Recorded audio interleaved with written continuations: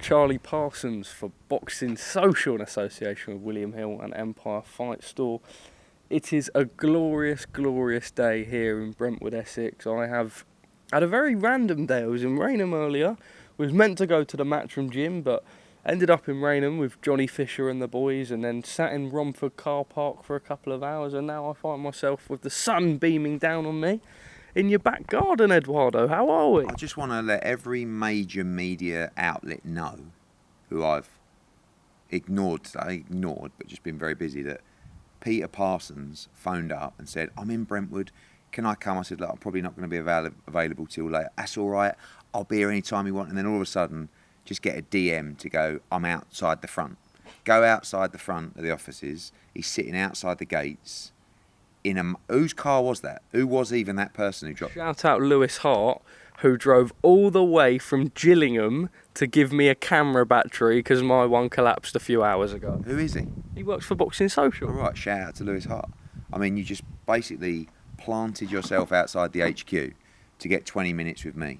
It's going to cause me murders. You know what's coming on social media. Oh, he sat down with Parsons. He wasn't available for an interview. He didn't go on TalkSport. He didn't do this. No, I was working at the HQ and you rocked up outside the front. It's not something that I think I encourage people to do, but that is what happened today.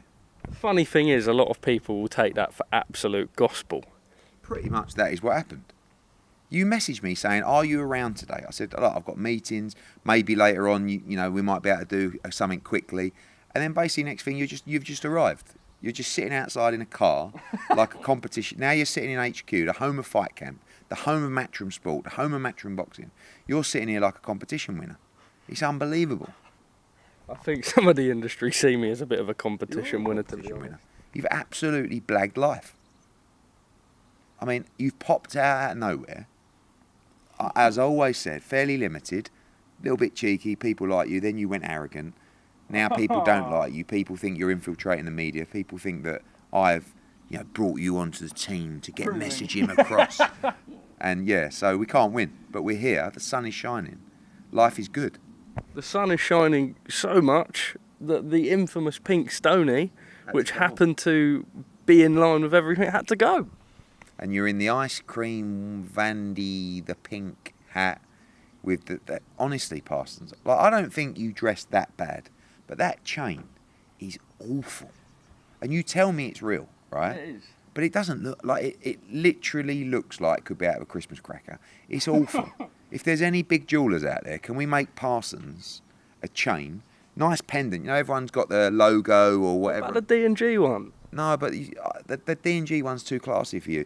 We need nice, what they called, boyfriend or girlfriend chains. Like twisted chains with a nice pendant, just your one, and just say PP, and let's just get it made for Peter Parsons. It lives on forever. Eddie, let's get into this before we do another interview and everyone's like, oh, I skipped to 8 minutes to avoid all the banter, even though we have timestamps on the video, so if you don't want to watch the banter, just fucking click off it. June 10, Sonny Edwards, yes. Next week. How excited are you for him to be making his Matchroom debut? I'm really excited. I mean, I spend a lot of the day scrolling through Twitter, seeing him upsetting people and having arguments with people. And Sonny's Sonny. I think we've all learned he's not going to be everyone's cup of tea. But the kid can really fight. Like, I think, right now, you're talking about a fantastic division. You talk about Jesse Rodriguez. Hopefully, all being well, will be part of the DAZN broadcast at Wembley as well. Julio Cesar Martinez and Dalakian. Who's the favourite to unify?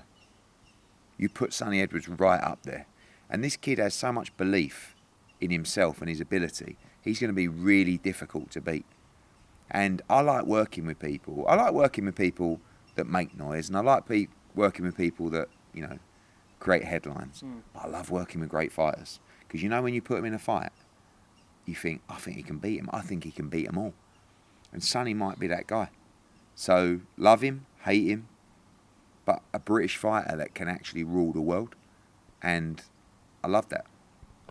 Dalakian, bit of a weird one. Does he want any involvement with anyone? Have you tried negotiating with his team? Like, he's been... I think he was on a Queensbury show once, and Otabek. I think maybe they got, but of course he's going to want. I mean, he has nothing, with all due respect. These flyweights, they're so lucky that they're in such a great division where we want to create some kind of unification or undisputed structure. So I want to make Sonny against Jesse Rodriguez, or Sonny against Julio Cesar Martinez, or Martinez against Dalakian, or whatever, whichever mix. We have to find one champion, and we can do that in that division. And great for them.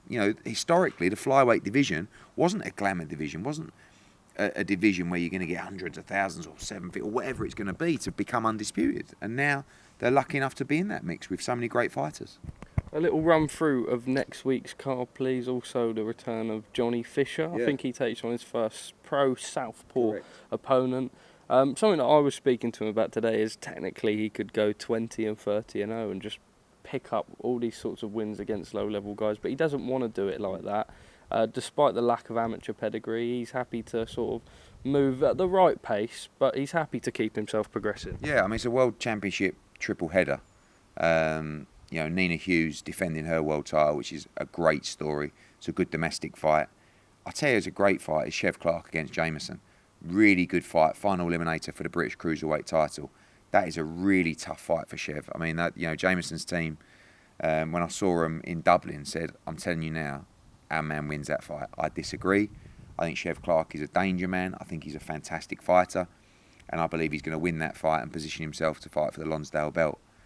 Johnny Hughes, of course. So it's Johnny Hughes. Johnny Fisher fighting southpaw, like you said. The first southpaw he's faced over 8 rounds. It's a decent step up for him. And he is learning. It's difficult at the same time. He's going to sell 1,000 tickets, right? And it's like, of course, people on that journey want to see him stepping up. But we also have to give him the education.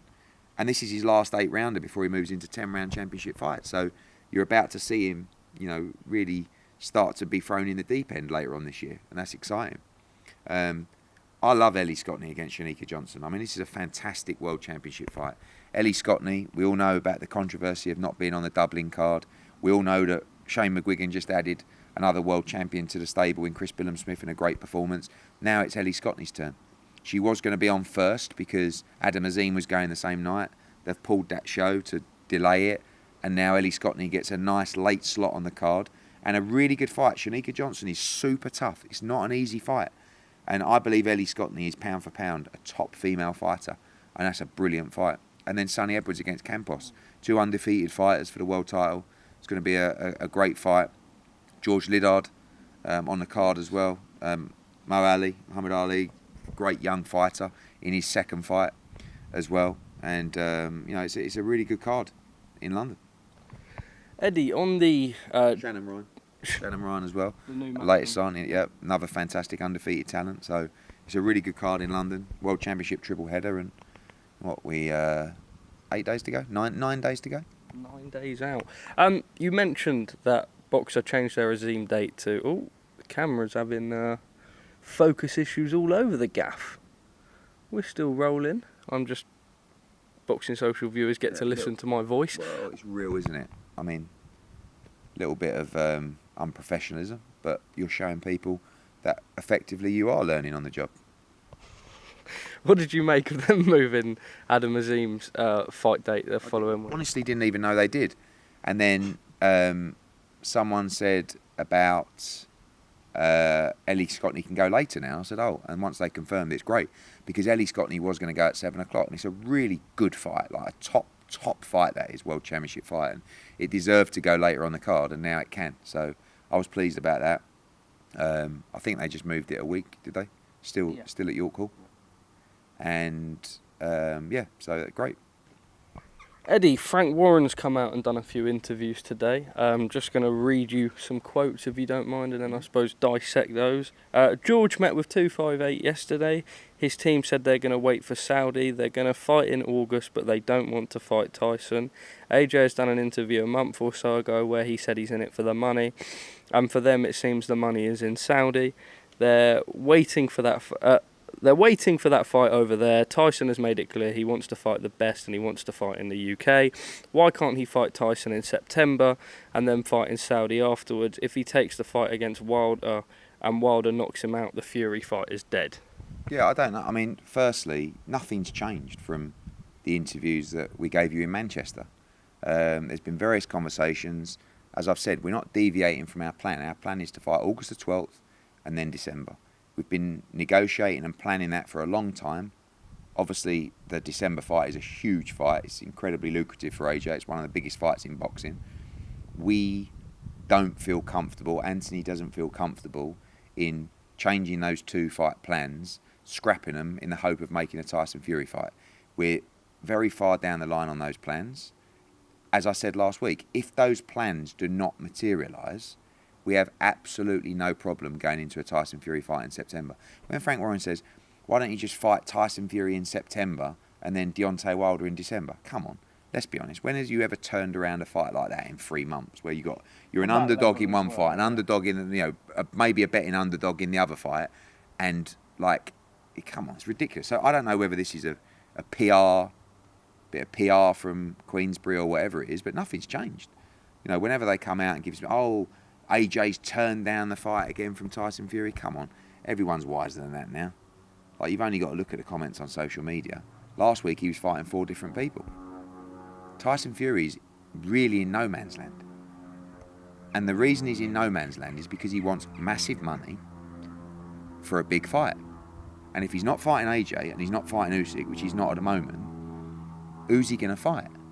And he's not going to fight for the money that, this is the problem when we talk about Andy Ruiz, and all these guys want a lot of money. So Queensbury and everyone's under a lot of pressure right now because Tyson Fury hasn't fought since December, and that was Derek Chisora. We're now in June. So he ain't going to fight in July, and he ain't going to fight in August. So he's going to fight in September. And now if you talk about fighting in September, if he's in any kind of fight, he ain't going to fight Deontay Wilder in December. Alexander Usyk, which is Saudi's plans. So we're going to move forward, as we've been told, on the basis that even if Tyson Fury doesn't want to fight Alexander Usyk, AJ still fights Deontay Wilder. So from our point of view, I wouldn't listen too much from the PR angle. Nothing has changed from the interviews last week. We have a plan of which we've had for some time now to fight August the 12th and December. That's it. That's what we're doing. And until that changes, or until we get told that can't happen, then... And if we do, we definitely consider a Tyson Fury fight. We're just not down in tools and all our plans on the hope of this guy who all of a sudden mentioned AJ's name at the end of last week for the first time in ages and said, come on, make that fight. And we're like, well, okay, fair enough. So, I don't want to say to people, he's a joke and we don't believe a word he says, and all, because we have to look at those fights. But we have a plan, and that plan remains the same. There are a few more in there. I suppose I didn't just want to hit you with paragraph after paragraph all in one. But I suppose maybe some of this you would have gone over, but I'll reiterate them anyway. The one thing that is nice is he said we've tried to negotiate this discreetly and spoke quite highly about George's relationship with Matchroom, which I suppose yourself and Frank can also vouch for the same. Everyone was saying 2 years ago how bad it was that Fury AJ might happen in Saudi. With this offer, it can happen in the UK. I've spoke to Fury and he's told me Joshua doesn't want to fight him. That's not my opinion. That's what Tyson has said. At the moment, he's being proven right. We've moved heaven and earth to try and make these fights happen. We're the ones that have been proactive in making the fights over the line. We're trying to make the fights happen. This is a message to AJ. Please reconsider. Let's do this fight for the boxing fans. I would really love to see it. The terms aren't a problem as we have agreed them. Your team have said no, but I don't give up on things. I'm hoping we can get it over the line. We all want to happen. We all want it to happen in the UK. Yeah, but they don't want it to happen in the UK. I mean, they want it to happen in the UK because you can't do a fight in the Middle East in September.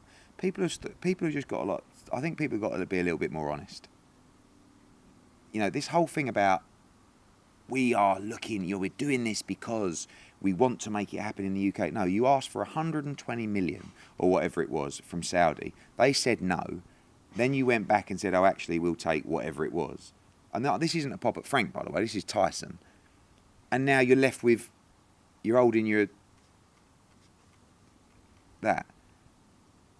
And the other saying, what was it? Pissing in the wind.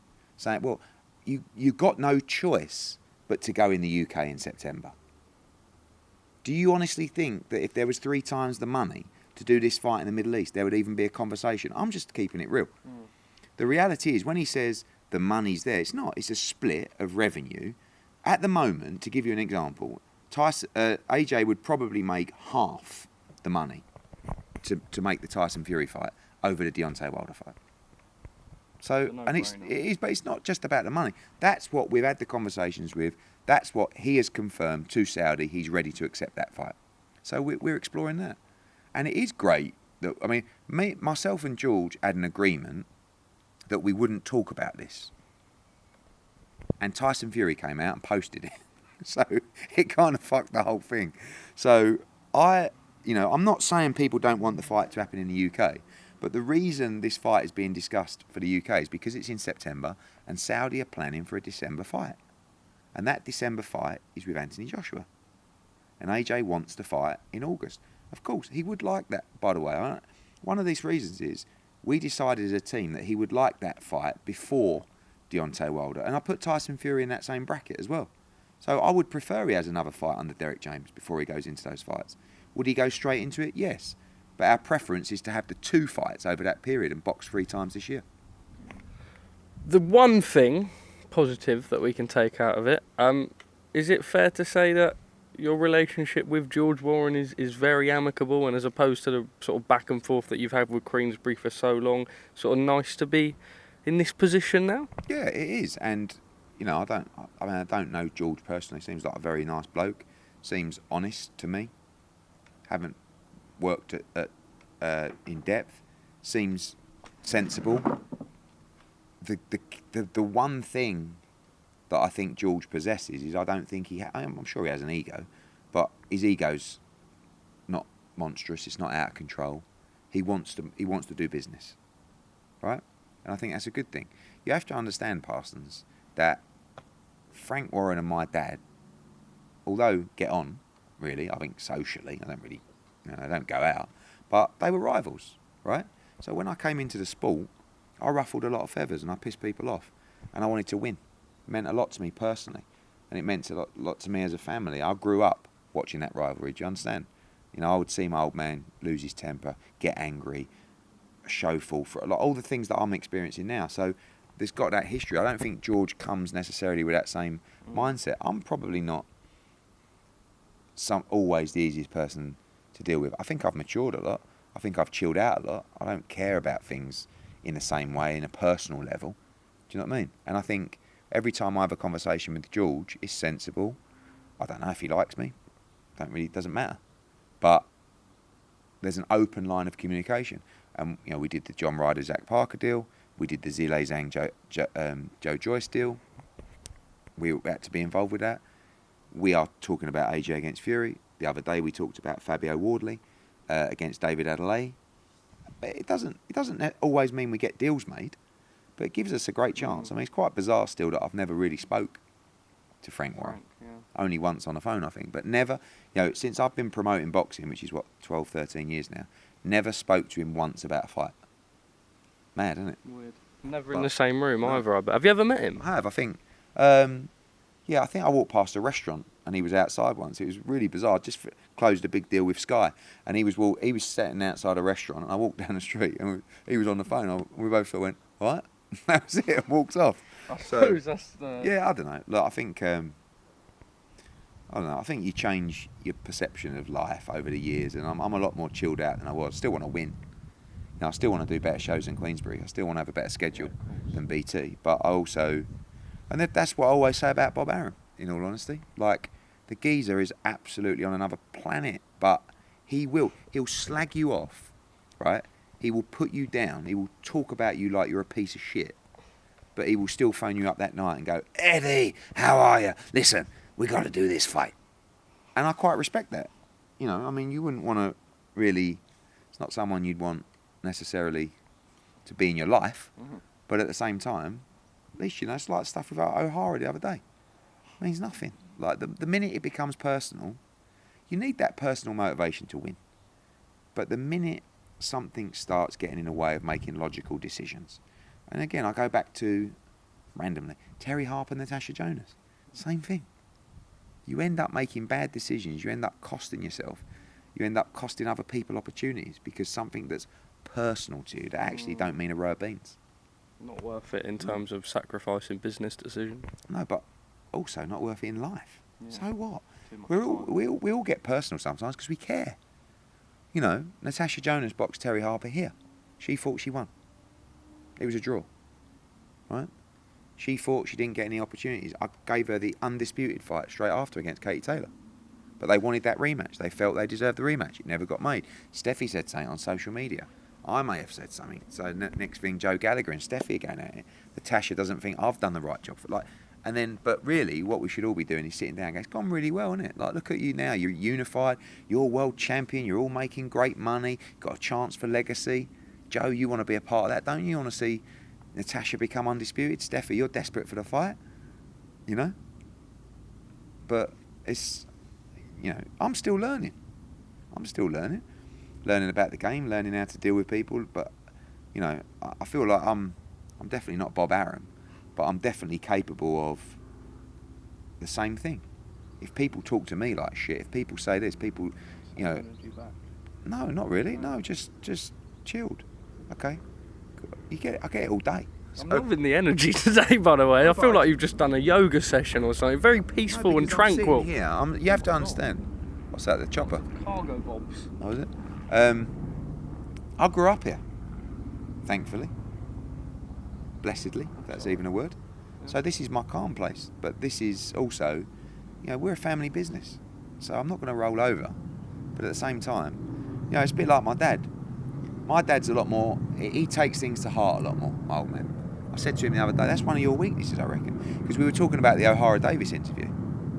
And he's seen O'Hara Davis slag me off for 6 years. And he don't really like him. And I showed him that interview and he's like, because at the end I said, we'll probably give you your biggest payday yet. Well, you're going to give him a fight? What? I said, yeah, of course I will. Because if I give him a fight, maybe we make money, but maybe it's the right opportunity for Jack Catchell or someone. Don't worry about it. Yeah, but he said, slagged you off for 6. I don't care. So there you go. Very a nice little tangent, actually. I feel very tranquil. You don't care, Parsons, very tranquil. You know, once you don't care, I mean, you're always going to take things personally, but once you don't care, once you can't be hurt, once you can't, you know, things bounce off you, you still really got to come off social media. Yeah. You're right, though. I mean, like... But let's look at you. Yeah? I get a lot of shit, and it doesn't bother. I do. Yeah, but Parsons, let me put it into perspective compared to the shit that I get. Yeah. Right? You get about 100,000th of the shit that I get. Right? But it don't mean it don't affect you or it don't hurt you, but because you're a young kid. Do you know what I'm saying? And it did affect me. And it has affected me in the past. But once you come through that, once you come through the other side, really, and I think you're doing a good job of that. I think, you know, you can't worry. Twitter is the most toxic experience I've ever seen. And I keep saying to myself, you actually need to stop reading Twitter, not just for the stick that I get, but the infiltration and the algorithm of the stuff you're seeing, the negativity, the violence, you know, whatever it is, you know, and it's like, you don't need that in your life. But people do need that in their life because for some people that is their life. Yeah. Right? So these people that want to sit there, every post you put out, that's their life. They like to show people what they've written, and if someone likes it or retweets it, that's a big day. Yeah. So really, I always sometimes say to people, you're up here. These people are down there. Why? Why do you want to get anywhere near them? You have to keep pushing on, you know? But it's very difficult when it's personal and when you can't get your hands around their throat. Yeah. That I agree. Not that anyone cares on my stance of it all, but all things considered, and when I like go to the pub with my mates and they're not hardcore boxing fans and they don't read my Twitter or whatever, but when they actually see like the abuse, it actually fries their mind because the abuse is realistically, and this is what I find really, really sad about it. We will get back onto the boxing interview, but it's because they don't like me as an interviewer. So are you really is your life that bad that you're... Let's look at life as it is, which is only a game. We're all on borrowed time, right? Nothing really matters. You are a 20-year-old kid, right? Now, all right, you're a bit short, right? You're not overly handsome, terrible clobber, but you're a good kid. You've got a good heart, right? So why would you? People should be looking at you, going. Well, they did when you started, right? This is the funny thing about Britain and the funny thing about life in general. It's called tall poppy syndrome. Same with me when I started. It's like the support. I love Parsons. He's great, isn't he? Cheeky, gets himself everywhere. He's only 19.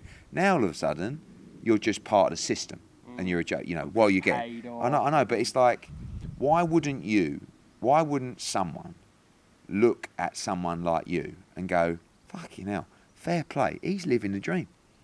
He's 20 years of age, really wasn't really going anywhere.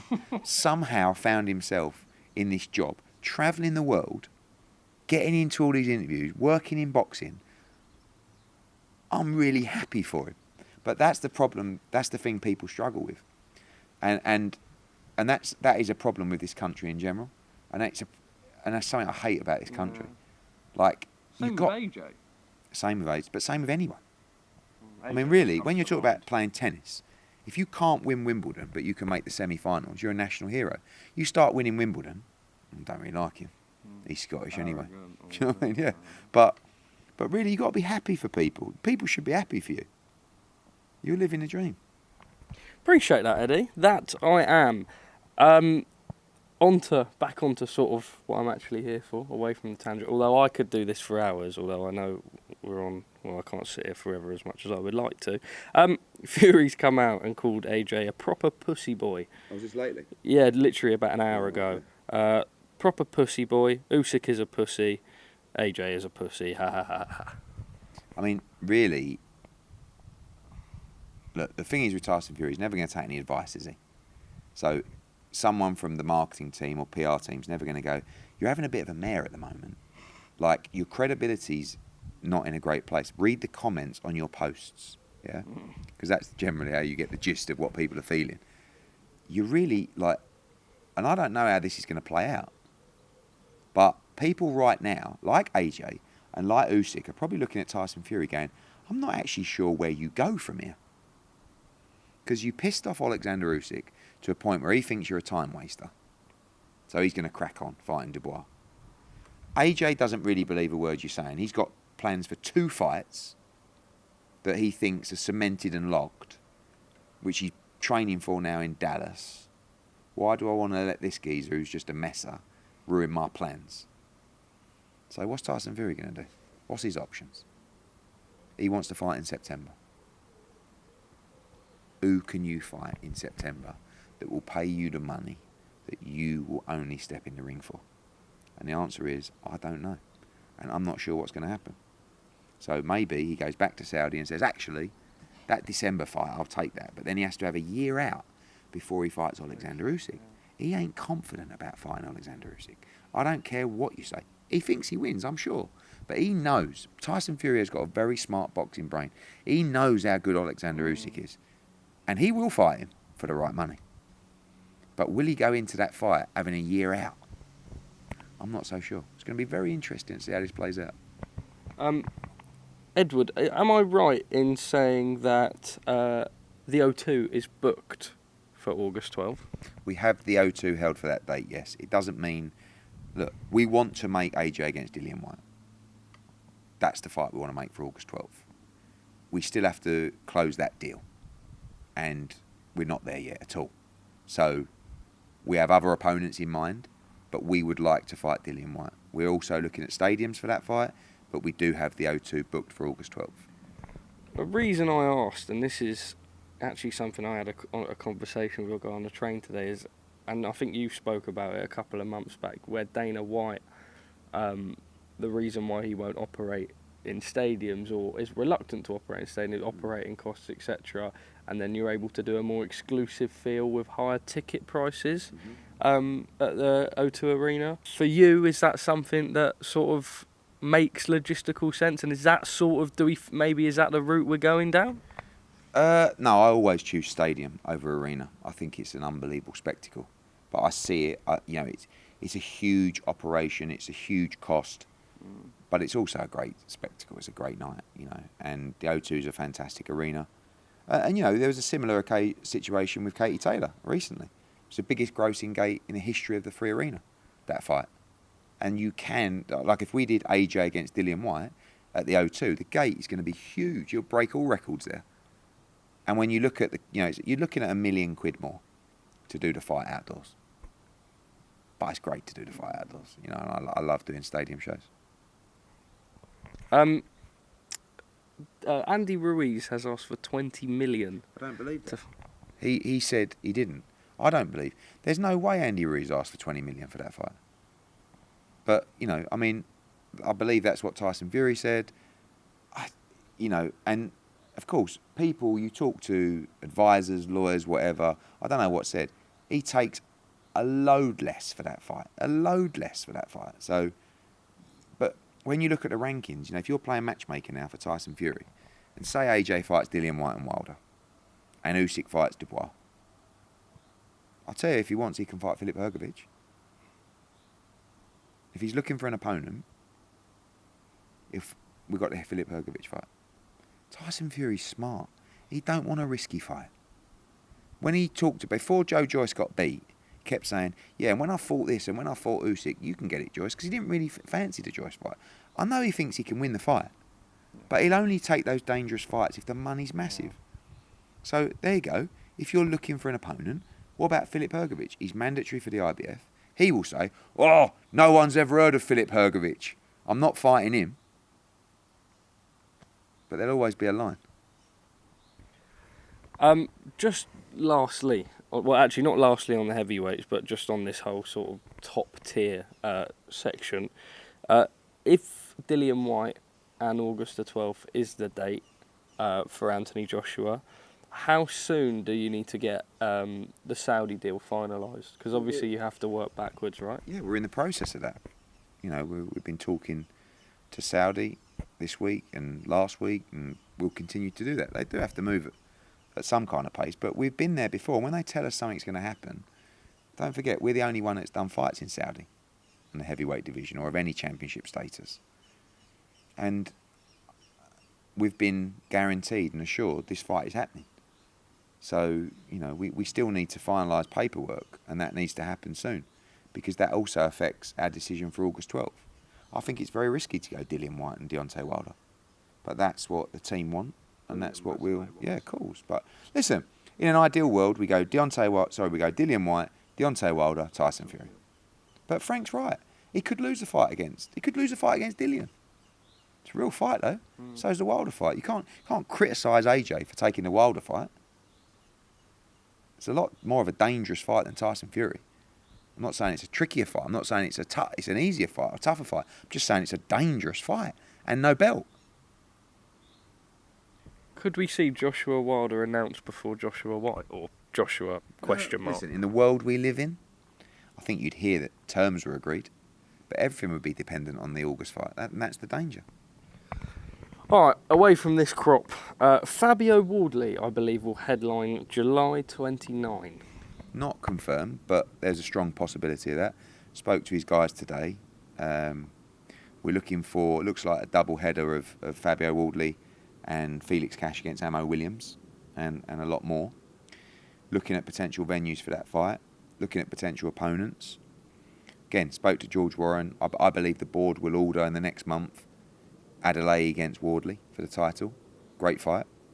Adelaide, I think, fights in June, and then Fabio will fight in July, and then we'll make the fight between them two. It's a great fight. And we're looking at various opponents for Fabio. It's quite thin for the British title. Dave Allen? Yeah, I think it's a good fight. I mean, look, Dave's been like this, right? And when you get this Dave Allen, it's a real fight. And when you get the other Dave Allen, it's not. Right now, you got this Dave Allen. The public seems swayed. I get inundated with people telling me to give Dave Allen the fight, and I get other people saying, I'm not sure that's a good fight. He's in shape, he's motivated, his mind's on it. I think it'll be a good fight. But we haven't really opened negotiations for that fight. We've got to see if Fabio fights for the British title or if he fights just to defend his WBA. But we are looking to bring Fabio Wardley out on July 29th. Do you think that would be Wembley Arena? Possibly. I mean, Wembley Arena's had a lot of fights. I mean, I know. and it never really used to have any. I mean, we're there next week. You're all the Misfit misfit stuff there. I think was Betibiev yard there. It was there. So it has a lot of fights. So we'll see. I like to do different stuff. I'd love to take Fabio closer to home, but difficult away from Portman Road. And obviously, it's not a time to do Portman Road for this fight, but somewhere closer to home would be great for Fabio. Okay. Conor Benn, what is the situation? We know Frank Smith has just been in Abu Dhabi. Yeah. I mean, leave it to Frank Smith. He seems to do a lot of interviews these days, ruffling a few feathers. Really I know, well. yeah. Look,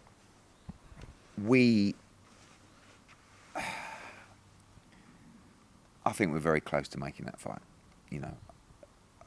I'd be lying to you if I told you we're not really motivated to make that fight, because we really want to make that fight. It's a huge fight. It was the fastest selling boxing event at the O2.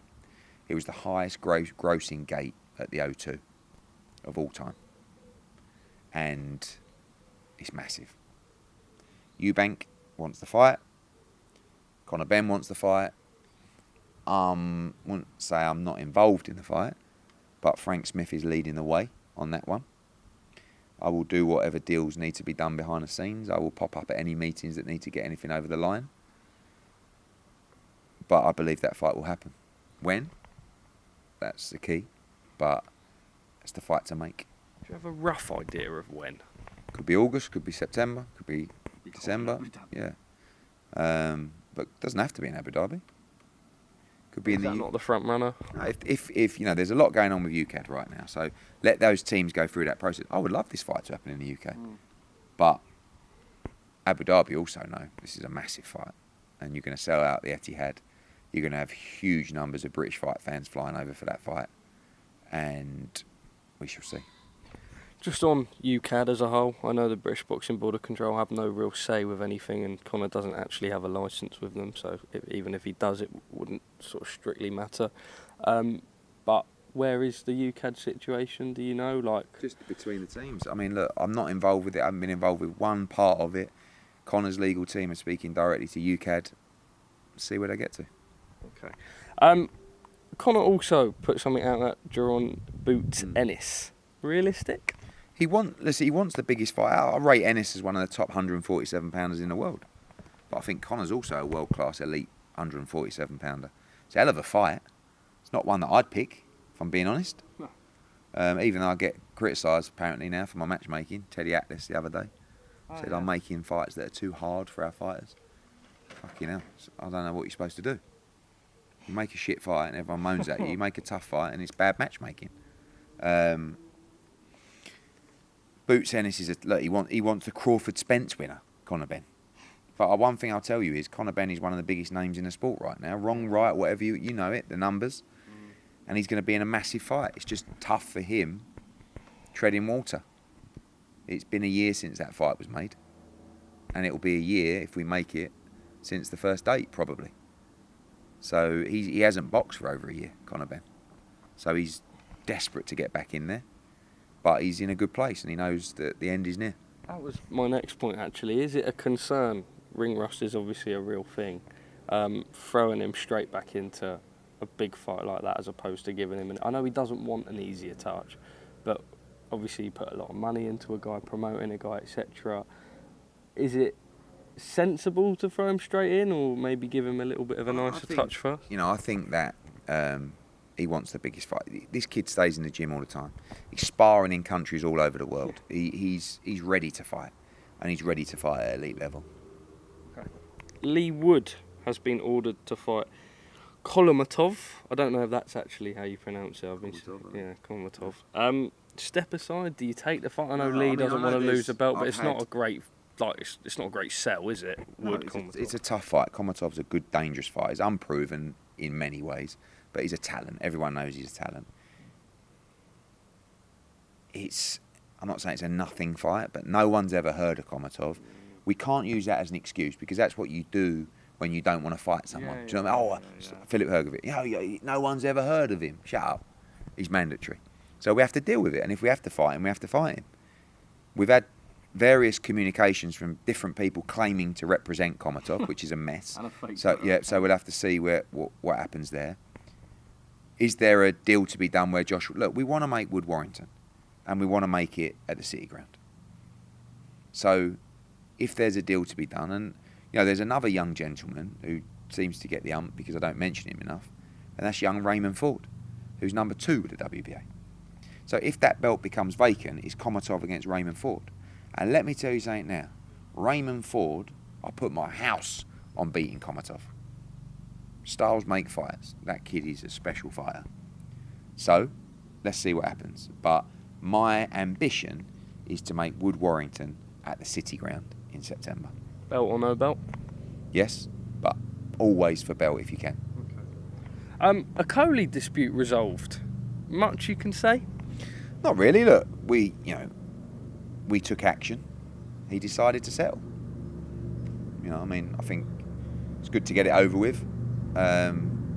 And obviously he had to make his statement, which he did, and the terms of that settlement will be confidential, but we're happy, and on everybody goes with their lives. We feel like our contract has ultimately been respected, and you never want a dispute like that, but sometimes you have to stand your ground and make sure that you behave in a way that you feel is right, and I'm happy with the conclusion. Do you think mentally, with all that going on with the Chris Billam-Smith defeat and fight, that plays a part in having to handle all of that? I mean, if you look back, if you want to start looking for excuses, you can pull many. This has been an ongoing thing for a long time. He's had, in my opinion, he had bad advice, and now, I hope now he doesn't let people talk him out of what he should do next.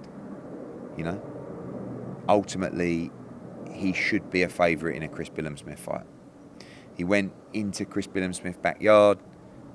Chris Billam-Smith, I'm very happy for him. He's a lovely man. Again, when I say you never thought he'd be world champion, I don't mean that disrespectfully, but you didn't. And what he's achieved, I keep saying, consistency, hard work, belief, and all those things. And Shane's done a great job. But 9 times out of 10, 8 times out of 10, you'd expect Lawrence Okolie to win that fight. And he has to rematch him. All this, it's time for him to move to heavyweight. Of course he is, because you don't want to pay for the rematch.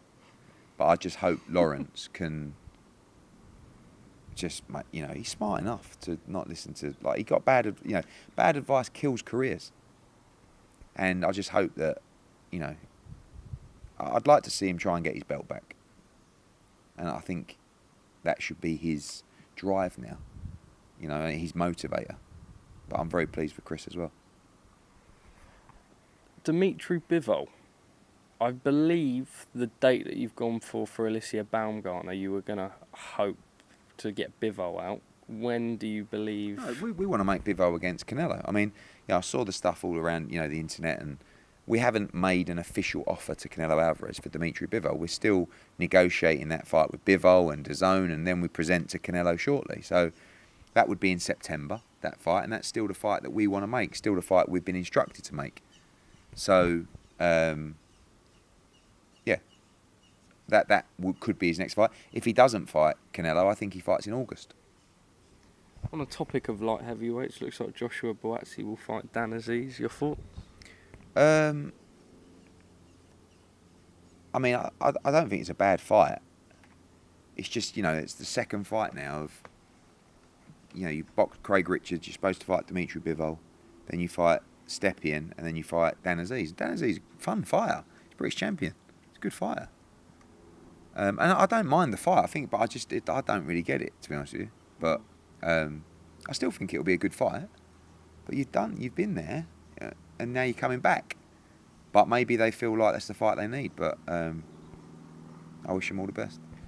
Edwin, I'm not going to keep you much longer. Just rattle through more. Ahara Davies. Yeah. I know you mentioned it a little bit. Quite a funny back and forth, really. Yeah, but honestly, like the kid, I don't have.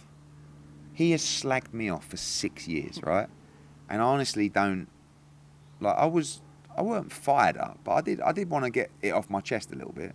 But I never look at OD and think, oh, I can't stand. OD came in here 100 times, right? As a kid who had nothing, and we gave him lots of opportunities because I liked him, and I saw something in him. I thought he was a really good fighter. So did Tony Sims, and I just liked him as a person, and I still like him as a person. And part of what he does is just to create noise, and part of it is sometimes it's a little bit immature.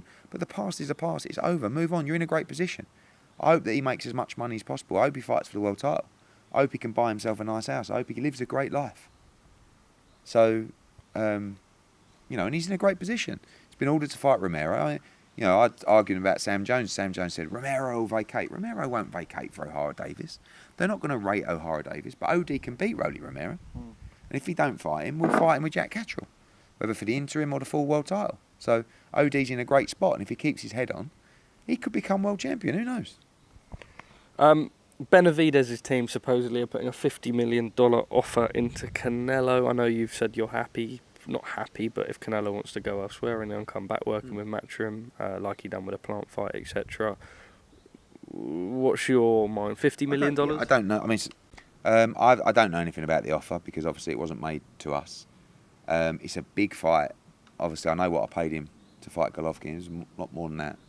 So I don't think that's the number. I'm happy to look at making them an offer, because I don't feel like that's a big enough offer, in my opinion. But who knows? It's up to them. They want to fight Dmitry Bivol. That's what they want to do. If they can't, I'm sure they'll look at other options.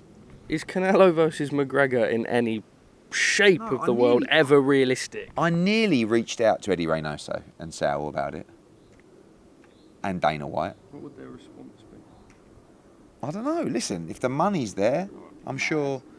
But I nearly messaged Dana. Maybe I will after this interview and just say, I don't know. I mean, he's done Floyd against McGregor. They saw how big that was. Saul, you've got that whole Hispanic fan base. You've got McGregor's fan base. I mean, it's massive, but who knows? Ryan Garcia's latest issues with Golden Boy, your thoughts? Yeah, I think it's looks like any day now this is going to just erupt out of control. Everybody hears all sorts. We hear more than most, and don't look good, bruv, does it? I mean, you got Oscar De La Hoya saying, I've got meetings with Ryan Garcia today to decide his next opponent, and you got Ryan Garcia saying, no, you haven't. What are you talking about? You've got Oscar saying, I'm going to make the Manny Pacquiao fight, and you got Ryan coming out saying, what are you talking about? I'm not fighting Manny Pacquiao. The whole thing's a mess, and I guess it's about to explode real quick. Finally, from me, Regis Prograis. Obviously, he's fighting in New Orleans coming up. Devin Haney put out a tweet saying that fight maybe excites him. Will he be there in New Orleans? I know that obviously Jack Catterall really wants that fight. Where are you at with Regis? I mean, Haney Regis is a big fight. Devin called me the other day and said, I want to fight Regis. That's the conversation. And I'm only saying that. I saw Andre Ward deleted a tweet because he said, Eddie Hearn talks too much. Fuck off. You're boring. I'm talking because I'm responding to Devin Haney's tweet. He already said that he called me to speak about it. And we want to make that fight. I'm being proactive for Regis Prograis. That's a big fight for Regis Prograis. We also want Jack Catterall to fight Regis Prograis. So we've got loads of options. First things first, let's see Regis Prograis make a statement in New Orleans. But Haney Prograis is a big fight. And I'll tell you what, people criticise Devin Haney. If he jumps up a division after becoming undisputed at 135 and fights Regis Prograis and becomes a 2-division world champion, you have to start calling this kid top pound for pound. And he wants the champions. He wants the big fights. And he's asked me to come back to him with a proposal to fight Regis Prograis. And I will speak to DAZN and we will go back to him with that proposal. Eduardinho, thanks, mate.